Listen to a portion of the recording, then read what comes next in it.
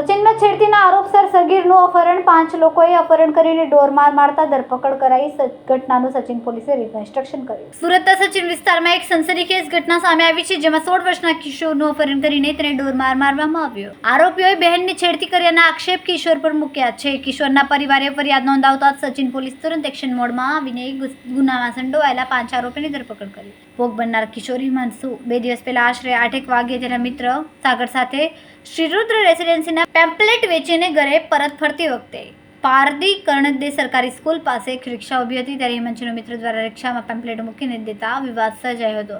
તે સમયે રિક્ષા ચાલક સાથેનો જેવો ઝઘડો થયો હતો, જેમાં રિક્ષા ચાલકે કિશોરને ગાળ આપીને આ ઘટના બાદ કિશોર ત્યાંથી જતો રહ્યો હતો. જો કે રાત્રે આશરે 10 થી 10:30 વાગ્યાના અરસામાં હિમાંશુ પર એક અજાણ્યા નંબર પરથી કોલ આવ્યો, જેમાં તેને જમીન બાબતે તાત્કાલિક મળવા બોલાવવામાં આવ્યો. રાત્રિનો સમય હોવાથી હિમાંશુ શિવનગર ખાતે ગરબા જોવા ગયો હતો. આશરે 11-12 વાગ્યાના સુમારે હિમાંશુ ગરબા જોઈ રહ્યો હતો, ત્યારે આરોપીએ કિશન જમનભાઈ ચૌહાણ અને અમિત રાજુભાઈ રાઠોડ ત્યાંથી દસી આવ્યા હતા, અને અમિત રાઠોડે હિમાંશુને બાવડાથી પકડીને બળજબરીપૂર્વક પોતાની એક્ટિવા પર બેસાડીને શિવદૃષ્ટિ ખાતે લાવ્યા હતા.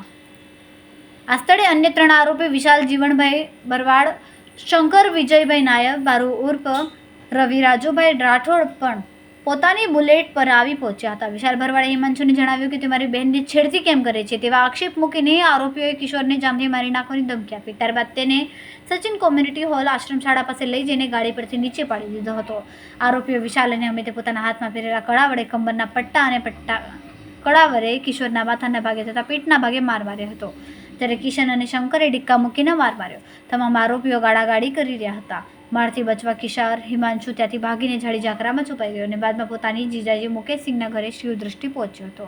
આ સમગ્ર ઘટનાની જાણ પરિવારજનોએ પોલીસ કંટ્રોલ રૂમ 112 પર ફોન કર્યો અને સચિન પોલીસમાં કરી હતી. હિમાંશુના શાળા દ્વારા આ 5 આરોપી વિરુદ્ધ સચિન પોલીસ સ્ટેશનમાં ફરિયાદ નોંધવામાં આવી. પોલીસે તત્કાળ કાર્યવાહી કરીને ગુનામાં સંડોવાયેલ 5 આરોપીની ધરપકડ કરી છે.